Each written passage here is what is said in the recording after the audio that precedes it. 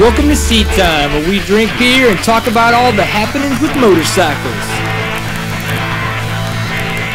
What's going on, everybody? Welcome to Seat Time. Those who know that I'm Brian Pierce, but you also know who them there know that this is Jason Schmidt. We like to call Bloody. He's back on the couch just for tonight, though. He wanted to come by and talk some Supercross with us because shit was about to get crazy, and we needed somebody awesome to fill in the shoes for us. And of course, we always like to call back the bestest of the best. It's like Kickboxer. Oh, yeah. But for talking about moto.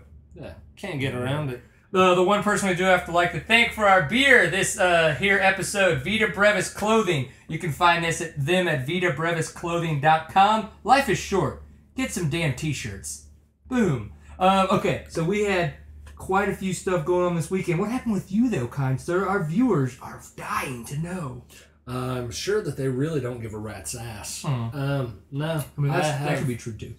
I have been walking the earth. Oh, working a lot. As us upright, evolved people do. Yeah, every once in a while. I still knuckle drag a bit, but I have been... Only when I wipe my bum. Yeah, working a ton, getting out doing other random stuff, shooting a lot of guns, running, riding bicycles. Them pedally bikes. And that's pretty None much of it. Sissy motors for you anymore. Nah.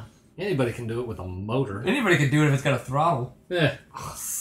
Yeah. No. Sold my bike, sold my truck, did all that fun stuff. Just kind of focusing on some other stuff right now. Nice. Actually, life in general. Yeah, I'm probably going to be back in school this semester. What? And nice. Trying to knock out some crazy grown-up stuff. I'm not gonna lie, it's overrated. Being an adult for suckers. Yeah, no, trying to work out and stuff too. You look good. Oh, thank you. Yeah, wait till later. Not close enough. Get these cameras off, put these lights to make some extra Get these funds. cameras on. Yeah. Make some real money.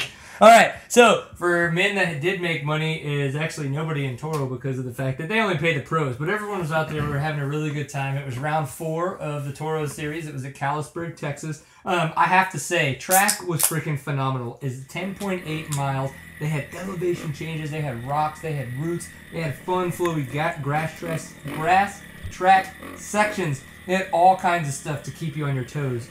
Joe McClellan did a fantastic job with that course. I'm not surprised by that because obviously never rode at Callisburg, but the Gainesville, area. Think about how many badass riding places are up there. They have actual topography to work with, and there's a lot of wide open spaces there. So I'm sure there are a lot of people with awesome properties that need to get on board and let people build on their land. You're like, hey, here, have some money so that we can build on your property. I think that'd be great. Nobody's gonna hit your cows. Yeah, I mean, quit bogarting your land. We're not gonna hit all of them. That's a lot of cows.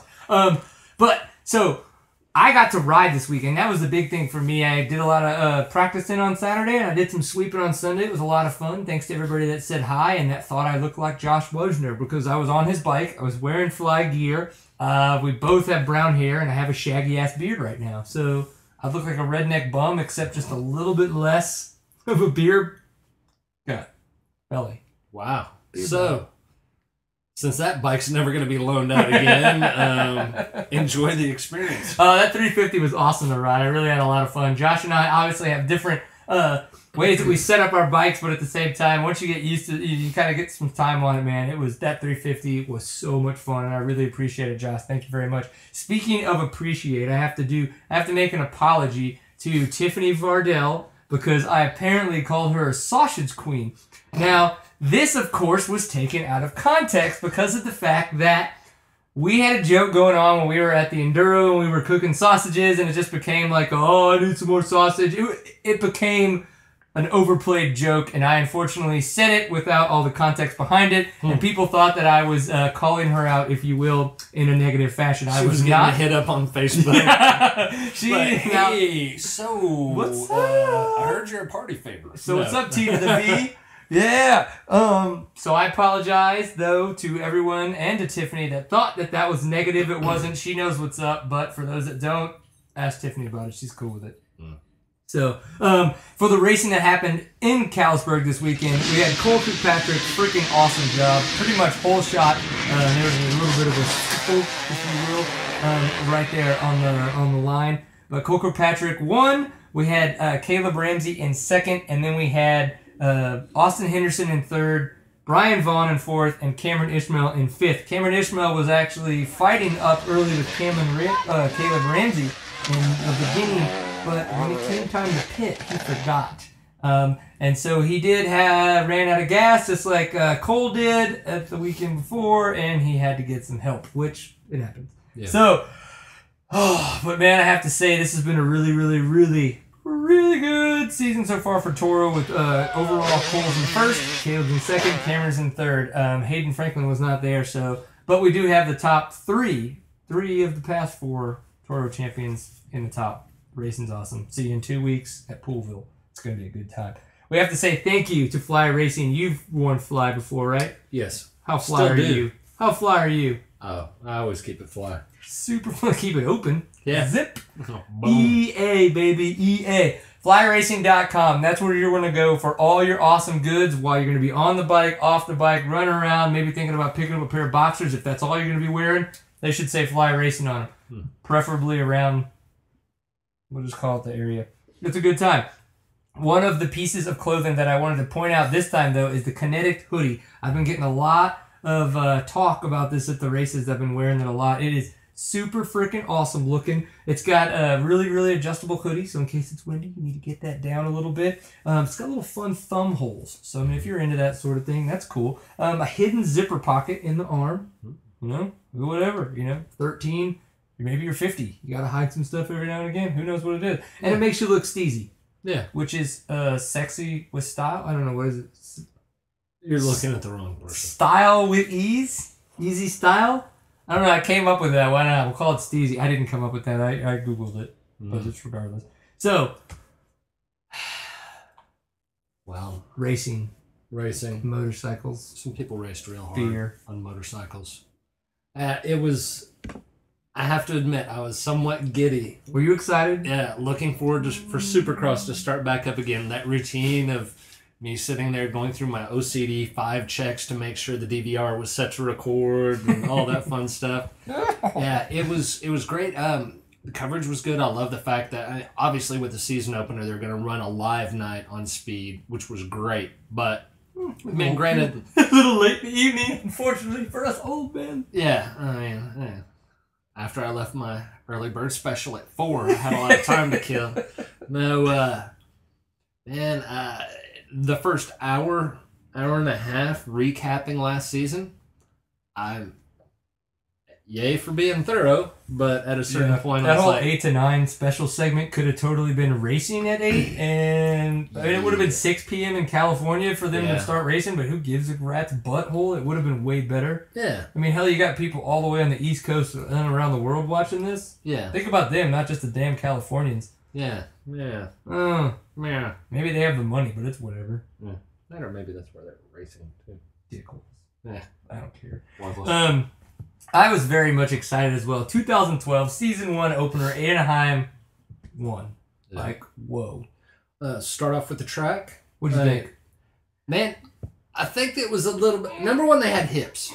I mean, but they had awesome hips in the little animated track map, and then it came down to live hips, and they were like pansy ass hips. Well, the other part of it too is blow up the skirt. Blow. Yeah, it seems like they overthought themselves. They made it down to such a one-line track at points. Oh, you mean like for the whole? Yeah. Okay. The overall to it, not just the hips or anything like that, but there are whole sections where it was everyone fall in line. Yeah. Everyone fall in line, and it just seemed like it's not like you need a wide open goat pasture out there with a couple jumps thrown in it, but track really didn't do it for me. Yeah, no, I definitely want to say that the track didn't do it for me either. Once the animated track map made it look really, really cool, I just feel that it didn't come to fruition from the animated track map to real life. But sometimes their measurements might be off when they make it, whatever it is. But when it comes down to the goat trail side of things, and they did touch on that a little bit. If you want to make a pass, you make a pass. I really think that if you're going to come down and try to find a way to, if you're in third and you want to be in second, you're going to find a way to get aggressive and get courageous and get out of your typical line and make a pass. There were the spots on the track where it seemed like everyone was passing, and they were those set spots. Yeah, the turns where you had multiple lines going into the turns where I don't know, just like anytime you're behind someone, multiple laps and seeing where they set up. You're going to set up the best place, but it just seemed like that wallowed out section in the whoops. Yeah, it seemed like they went wide in that left-hand turn, and then they were just like 2 feet from the barrels. I mean, from the tough blocks, and it was just. Yeah, I don't know. Track was fun, but it was what it was. I think for me, it was just kind of like, what is going to happen? You know, they've done a really good job. Obviously, the sport's getting more money, so there's more coverage, you know, more sponsors, things like that. But it's just, how are all the riders really going to perform after all the pumpage and the ampage that has been going on? And I think it turned out, I mean, as far as, if we're talking about the big boys in 450s, then it was great. And I really loved the outcome of the 250 classes as well. Oh, no, I loved the outcome of everything. I really think, you know, obviously I personally at this point would have liked Dungey to be in front of Reed just because of the KTM part of it. But, you know, I know why you would not want that. I'm not shocked by the statement. But, well, let's go ahead and actually run through the racing and everything. 250s, it was not the Pro Circuit Kawasaki show. That was very entertaining. That was very entertaining and honestly shocking for me. Your big boys were still there and everything, but had some really good showings by other colors of motorcycles. Yeah, no, I was excited to see that as well. It was always a good time, especially like when Jordan got all deep like that. Yeah, you get in there, you dirty boy. I don't know. Grab it like a rabbit. No, and then, of course, we got Eli Tomac, who bike blows up or whatever. Yeah. Doesn't start, if you will. That and he has to go to the LCQ. He has to go to the LCQ. In the Honda pit. When they pulled that gas tank off, its little motor eyes had X's across them. Death. But so he had to go to the LCQ. He shot out of that whole shot like a bat out of hell. They should have flagged the race, pulled him off to the side, and figured out what sticker he put over the sticker that says 450. Because that bike was moving. He left them like they were tied to trees. I mean, he was gone. Like that was a really big tree. Unholy jump. It was awesome. So of course with that, and they won the LCQ. He did a really good job of working his way through almost the entire pack in the main to get third, I believe. Yeah. And Cole Seeley getting the win. It was a really good showing for the 250s. The West Coast, it just didn't seem like it seems like a lot of the names are in the East Coast this year. The bigger 250 names. I know that's... Yeah, that threw me a bit because I had those moments where I'm like, hey, wait a minute. Where and it had been just long enough since the last season. I mean, and then of course, like Roxanne got hurt, and there's another 250 rider that got hurt. So they're going to be, you know, East Coast riders. But so the East Coast is obviously going to be good. Starting in Texas, here in Dallas. Boom, it's going to be awesome. The 450s, though, I thought was... Man, I loved it. Yeah. I mean, it was really, really good racing. Yeah. And on a subpar track. Yeah, exactly. No big surprise, Villapoto, when it all came down to it, Villapoto was awesome. That guy has been almost perfect since he got on that 2012 frame. Yeah. Or now bike, but still, like... It's as if that now Villapoto has become the rider that people used to talk about Stewart as, the one who is going to be the one person to challenge Stewart. That's the way I'm going to look at this season. Who's going to be the person that's going to drag a dolly behind them to carry the balls it's going to take to ride like that and catch him? Yeah, he was just so consistent and strong the whole way. The other things, I mean, obviously, you can call me an apologist, a fanboy, whatever. I was psyched to see how Chad Reed did. Number one, with his moto win. Number two, the fact that he was not the fastest rider by any means as far as lap times coming throughout, qualifying and all that fun stuff, but just his experience and consistency bringing him into the second. That's awesome. Yeah, no, there was that time when Dungey and Stewart were going at it. They kind of had their battles. Stewart made his mistake, Dungey made his mistake, and then Stewart made his really big mistake. And then, of course, we got Dungey kind of pulled in on Reed, and Reed Reed was able to make sure that Dungey wasn't able to get by him. Yeah. I mean, and Villapoto was just gone. Yeah, Villapoto was in another state by that point. He was on a whole other track. He was already in Phoenix. Yeah. Like, he's ready for this. Yeah, he was sitting there kicking it in the trailer out in the parking lot. You guys gonna get here or what's up? So, congratulations to everybody. That top three, and then man, I hate to say it, but Go on. Stewart lived up to the stereotypes of him being his own worst enemy. Hit it and again. quit it. Yeah. Yeah, I mean, that's... I know, dude. I don't. I think he has overpressured himself, or the media has just done a really good job of over upping him, like just putting too much clout behind him now because maybe he just doesn't have it anymore. At no time jumped out. I did not see Ed Wallace from 60 Minutes jump out and grab his bars and send him into a tough block. That was James Stewart's ass that hit that tough block. What I mean is that maybe the media has done such a good job of Dan Rather was nowhere to be seen. Of Moto Media. The Moto Media may have done too good of a job giving him clout, and he just can't hold up to it. He just maybe he can't take the pressure. He's an unbelievable rider. They're fast. I go back to and it's just because it's the bane of my existence. Every time I see it pop up on the guide, it's like someone jumps out and tap dances on my scrotum. But we're talking about the Stewart Show? Yes. Shut up! Yeah, the Bubba Show. Is it me or does a lot of this coincide with that? Me thinks so. Yeah, and the Yamaha. Yeah. I mean, granted, he's on a different team, but he's still in the Yamaha. I mean, it's just like he was like, but then you go back to like his 125 days. That's all kinds of incarnations on the Yamaha, though. I mean, they've changed. They've spun the motor around the other day. Yeah, he should just ride backwards so it's forward. Yeah, exactly. That would work. It's an awesome thought. Yeah, we should do that. Let's test that this weekend. One of the other things we're going to test this weekend, we're going to go ahead and test our Moto Tassinari adjustable tunable intake system. That was a lot of extra words for words that don't actually exist. It's a tunable intake system. So you've got your air boot where your air filter sits. And that brings the air into your carburetor, maybe even your EFI. I don't know what's going on there. And that sounds like electronics, computers, and it freaks me out. And I go all like, oh, buggy-eyed and freaky. But what you do need to know is you should adjust the air as it needs to go into your engine, just as you would by putting on a different exhaust. You adjust the air as it leaves the engine. You adjust the air as it goes into the engine. All of these things are ways that you can manipulate your horsepower and the way that your engine performs. And you can tune it to what you want the engine to do. So you go to mototassinari.com, check out one of their adjustable intake, their tunable intake boot systems, air boot systems, and have a little bit more fun on your motorcycle and kick a lot more ass. I don't know. Can't go wrong. Yeah. So what's coming up?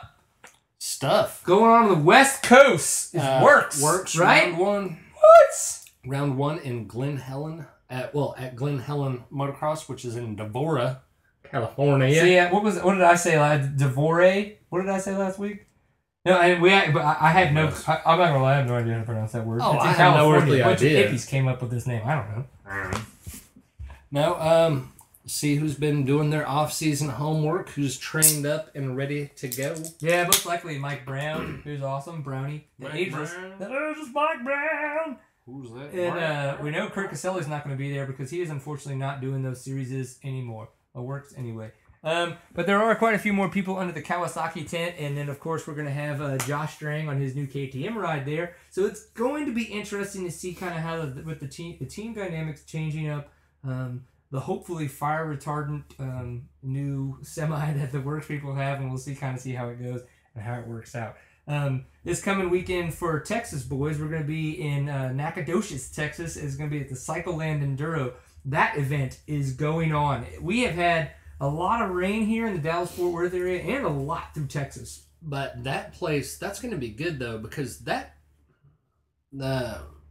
Cycleland soaks it up really well. Sand. I remember how many years back was it when we raced out there? Well, not this past year, but yeah. No, this past year is when I blew the motor up the first time last year in the YZF. Maybe 2-3 years back. Oh, it's burned into my brain. Yeah, it was 3 years back. 2 years back. Yeah, the unholy rain where I figured they were going to call it because we were just pushed it back terrified. Pushed it back an hour. First few portions were, really wet. After that, the second half after the restart, that trail was perfect. I was so happy too that so many people dropped out being wusses because that trail was awesome. Yeah. So what we're trying to say is don't think that all this weather that we've had early in the week is going to do anything to that property. What it's going to do is actually make it way better. If you haven't been out to Cycleland before, that property is ridiculous. Get out there, ride, afterwards go hit that rope swing into the little lake. Yeah! That place is Those sweet. are always fun. Chug a beer, see what happens.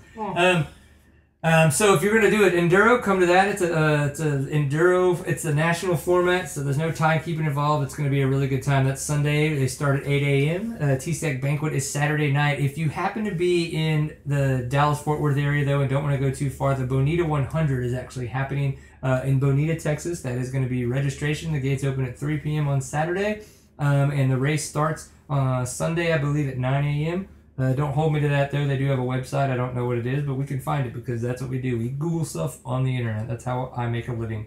But that is going to be going on. Obviously, that always goes to a good cause. This year to Will Patterson, as he is still trying to heal up from his wreck. We have as well had a friend who has been injured, from a riding injury.